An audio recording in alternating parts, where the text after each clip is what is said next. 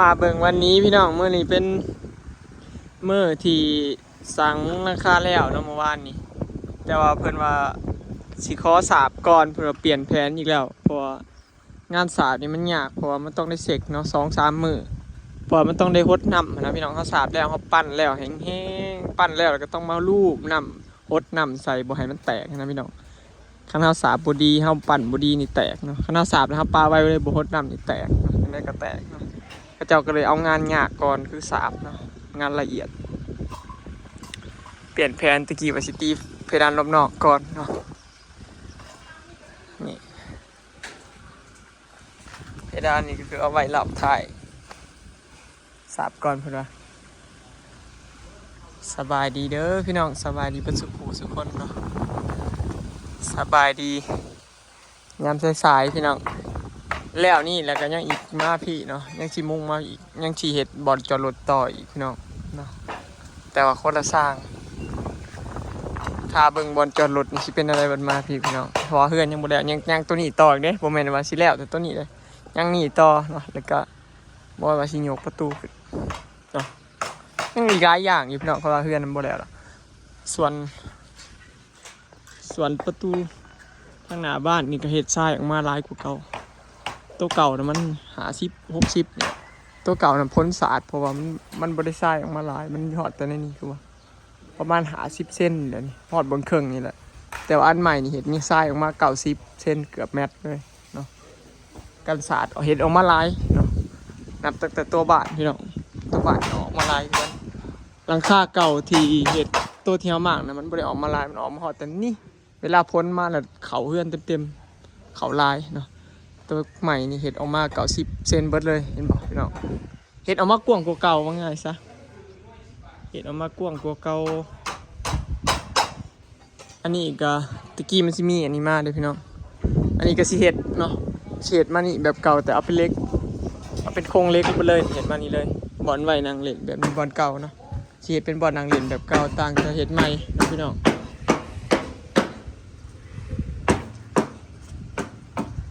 เสานี่ก็สิแต่งใหม่ให้มันเสาใหญ่ขึ้นเลยสุกเสาใหญ่เสาสูงเนาะแล้วก็สิมีอันเขาเอิ้นหยังวะระแนงเนาะสิยิงระแนงให้มันงามๆไปสิเฮ็ดไปทีละขั้นตอนพี่น้องหลายอย่างอยู่พี่น้องบ่เสียดเพื่อนยังบ่แล้วดอกยามใดแหละมึงว่าบ่ได้นะแต่ว่ามีแผนการเสียดหลายอย่างอยู่พี่โอ้ยสร้างค่อยสาบแล้วโอ้สิแล้วเหรอตัวเนาะ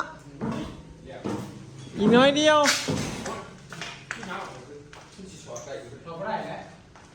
สร้างข่อยนี่บ่ได้ธรรมดาเด้อบัดเฮือนสิแล้วแล้วมาเร่งมาสั่นบาดนี้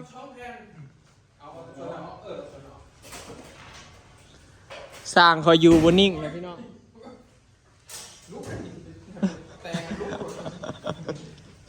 อย่าได้แตกเบิดได้เงินเห็นงานนี่จนบ่สนใจฮอดเที่ยงหรือหยังเลยเนาะงานสิแล้วเร่งจนบ่กินข้าวเที่ยงแล้วบ่นี่ว้ายจักแล้วก็11 โมงเฮลโลเมาส์ว่าสั่นบ่าวนี้งานสิแล้วแล้วฟ้าเมาส์ว่าสั่น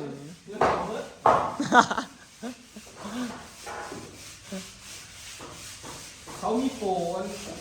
เครื่องมือลดราคาพิเศษลด50%อีหยังคือทั้งบ้านขายอีหยังห้างเรียกลงเครื่องเป็นเมืองแรกรอบเมืองเมื่อตะเวนลด50%โอ้ได้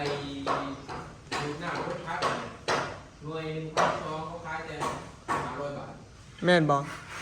โอ้คือดีแท้คนคือแปลบุญเลยเขาโลเอาเงี้ยเจ๊งบ่เจ๊งเดี๋ยวเขาต้องใช้เขาชิมเงาบ้านเขาบอลเล่นได้ไหน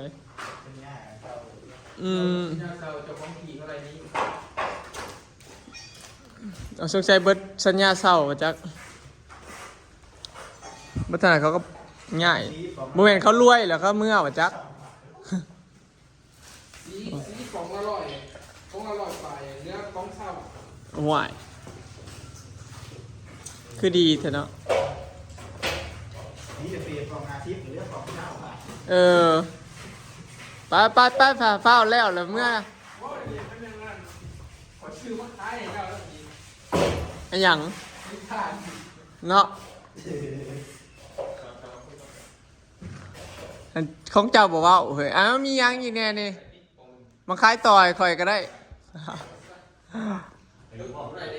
สาบพี่น้องมาเนี่ย เอาไปเลย เริ่มเห็นงามไปเลยบ้านสาบแล้วแล้วบัดเทือนแล้วกับจิท่าซีเนาะจิท่าซีเทาพี่น้อง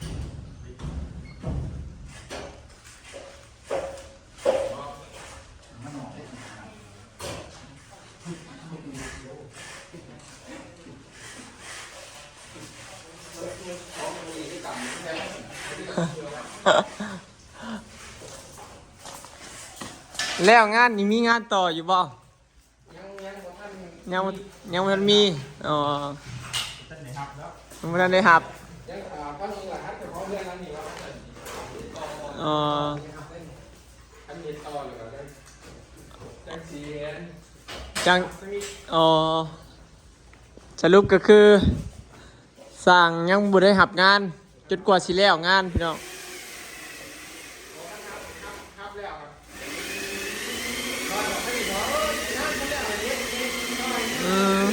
แมนบอกคือสั่งบ้านเฮาเลยพี่น้องหับงานไปเลยๆ สั่งบ้านเฮานี่หับงานไปเลยๆบ่มีบ่อนแล้ว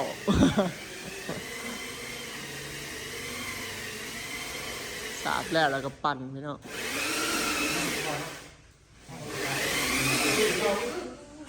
เรียบร้อยปังตอนกำลังยังนอนอยู่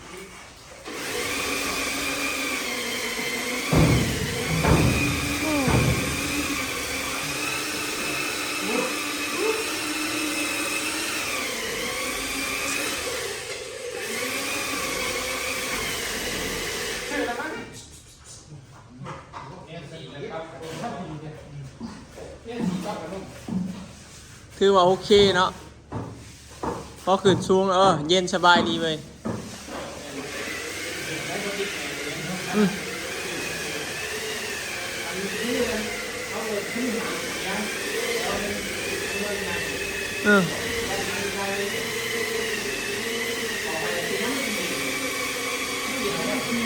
ืมแม่นส่วนร้ายเพื่อนสูงๆนี่มีแต่ในเมืองบ้านนอกครับผมบ่มีบ้านนอกเขาว่าแปลก บ้านนอกเขานี่ว่าแปลกเพื่อนสูงกว่าหมู่แต่ในเมืองเขาเจ้ามีแต่เพื่อนสูงๆพี่น้องสังเกตเบางรถพี่น้องแถวในเมืองแถวปากซองบ้านเฮานะมีแต่เพื่อนเขาเจ้ามีแต่รังสูงๆนะเพื่อนติดดินอยู่แต่เขาเจ้าเห็ดสูงมีแต่บ้านเฮานี่แหละมีแต่ว่าสูงและแปลกแต่ว่าบ่มักบ่งามพอแต่สำหรับข่อยพ่อเขาเจ้าเห็ดไปแล้วไปที่ราคาตอนพ่อ3นี่บอยหมักพี่น้องบัดนี้โอเคเลยถึกเลยไหมวะลงหมักเลยบอยหมักสูงๆวันนี้หน้าบ้านนี่ใส่แต่งเสาสีใหญ่นี่คือเลยบัดแต่งเสาสีใหญ่เลยติดบ้านนี้ก็ตีฝ้าใส่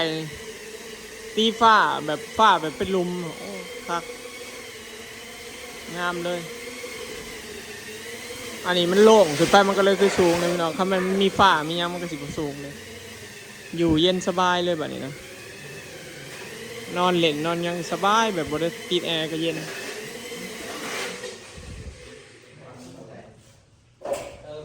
ใกล้แล้วพี่น้องต่างข่อยใกล้สิแล้ว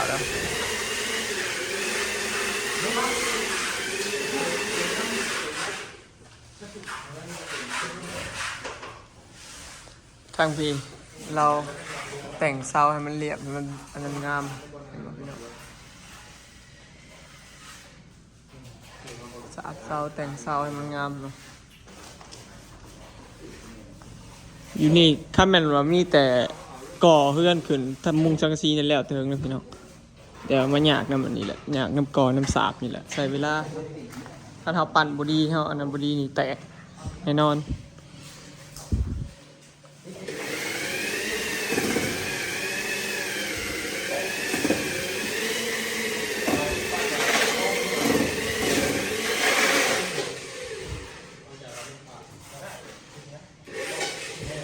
สิได้เฮือนใหม่แล้วพี่น้องสิได้อยู่แล้ว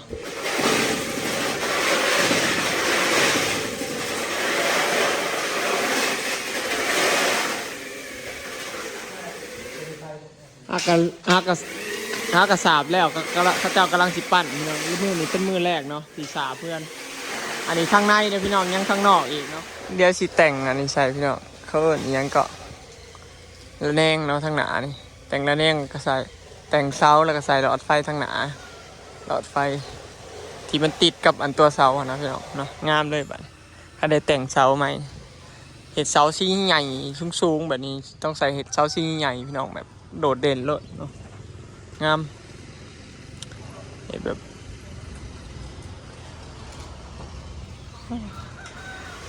ถือใจเขาอยู่พี่น้องเนาะเห็ดมานี่โอเคเลยนับตั้งแต่เรื่องการมุงสังกะสีเนาะแล้วก็เรื่องการจอดเรื่องการเสื่อมเล็กเรื่องการต่อเล็กเขาเจ้าต่อให้โอเคเลยเขาเจ้าต่อให้แบบเล็กนี่แบบสื่อจุดเลยแบบบอกว่าได้โค้งนะเขาเจ้าวัดระดับข้างในแล้วเขาเจ้าต่อเล็กเสื่อมเล็กจอดต่อกันนี่พี่น้องจอดทีละเส้นวัดค่าน้ำเอียงข้างในเนาะเขาเจ้าเห็นละเอียดอยู่ถือว่าฝีมือเขาเจ้าเนี่ยโอเคพี่น้องแล้วเจ้าก็หับประกันให้อีกว่าถ้าหัวถ้ายังบกคักบ่ได้เขาเจ้าหับมาแก้คืนให้เนาะสำคัญเรื่องการเฮ็ดเทือนนี่คือ1เรื่องการมุงพี่น้องถ้าเบิ่งว่ามันหัวบ่จังซี่นะสำคัญคือเรื่องนี้แหละละว่าเขาหับประกันให้บ่หับมาแก้คืนบ่เนาะส่วนหลายสร้างบางคนก็แบบหับประกันให้อยู่พี่น้องแต่พอเฮาเอิ้นมาเฮ็ดให้เนี่ยมีแต่ว่าบ่ว่างสินะส่วนหลายพี่น้องแต่ว่าสร้างที่เฮ็ดเฮือนบ่นี่บ่ไปเบิ่งมาแล้วพี่น้องเห็นเขาเจ้าเฮ็ดเฮือนแล้วเขาเ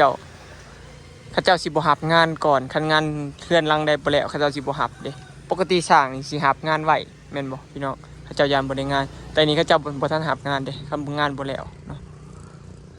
คือตอนบ่สิจ้างเขาเจ้าคือกันเขาเจ้ายังบ่รับเขาเจ้าถ้างานแล้วจะสิรับพี่น้องประมาณนั้นถ้าเบิ่งพี่น้องเขาเจ้ามุงหลังคาให้จอดเล็กให้อีหยังก็โอเคเนาะบ่ถือว่าถึกตามแบบบ่อยากได้เลยนะเห็นให้โอเคเลยเขาเจ้าเฮ็ดงามดีมันใส่ขอบขางสีเทาเห็นปั้นลมสีขาวเดี๋ยวสิงามขึ้นอีกพี่น้องบัดเฮาแอมเนาะแอมมันเสื้อลาแล้วก็ใส่ฟ้าเพดานรอบนอกแล้วเนาะเพดานรอบนอกก็สีขาวทาสีชื่อสีมาทาเรียบร้อยเนาะทาเบิ่งพี่น้องแล้วบัดเฮาก่อมานี่อีกบัดนี้พี่น้องทาเบิ่งบัดมันตัวเฮือนใหญ่เนาะอันนี้เฮือนมันน้อยมันเลยคือสูงทาเบิ่งเฮาก่อมาพี่เนาะเพราะเฮือนยังบ่แล้วค่ะทาเบิ่งมันแล้วพี่น้องสิเป็นแนวใดมันสิออกมาแบบใดเนาะ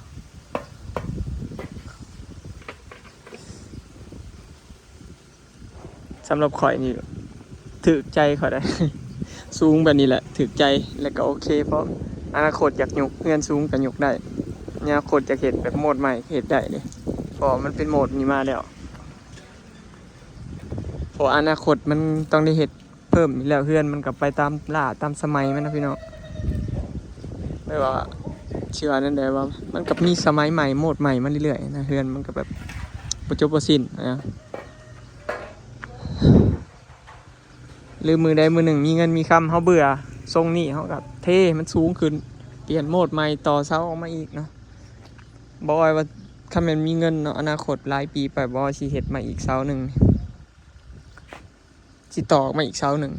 เห็ดเป็นแบบนี้มาคือกันเลยแล้วก็เห็ดไปนั่นนี่หรือว่าสิแต่งเห็ดออกมาซื่อๆก็ได้เนาะ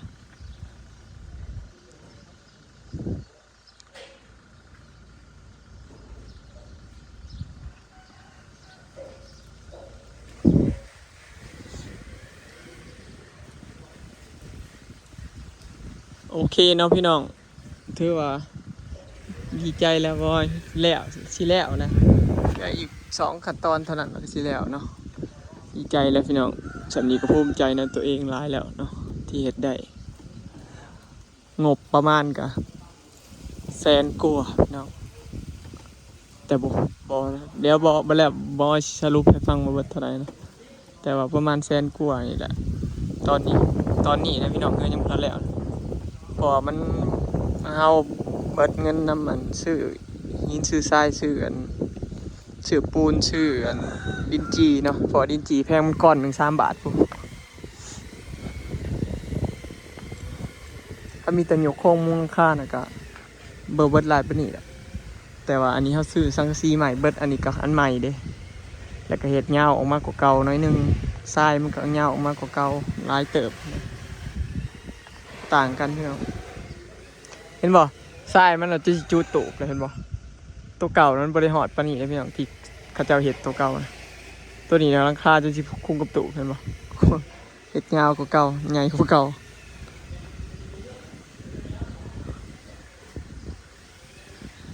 เห็นบ่มันก็บ่แดดเห็นบ่พี่น้อง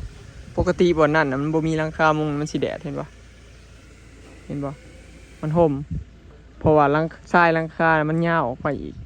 มันจะสิจุบ่อนที่เอาบ่อให้เฮ็ดนั่นเด้บ่อนที่กระท่อมเก่านั่นเด้บ่อนที่มากออกตะกี้นั้นมันได้มุงไปพุ่นเลยได้มุงไปเห็นบ่อันนี้บ่ทันได้มุงซ้ำมันสิจุกันกับผางพุ่นนะเฮ็ดกว้างกว่าเก่าพี่น้องบ่ต้องห่วงเรื่องพ่นสาดประตูเฮากับประตูกระจกบ่ต้องห่วงเลย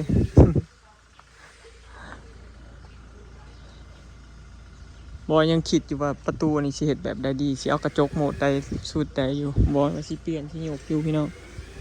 แต่ยังคิดเลือกแบบบ่ได้ว่าแบบมักแบบใดนะบ่ได้ว่าแบบใดงามนะพี่น้องเห็นมาหลายเฮือนแล้วบอยสังเกตมาหลายเฮือนแล้วว่า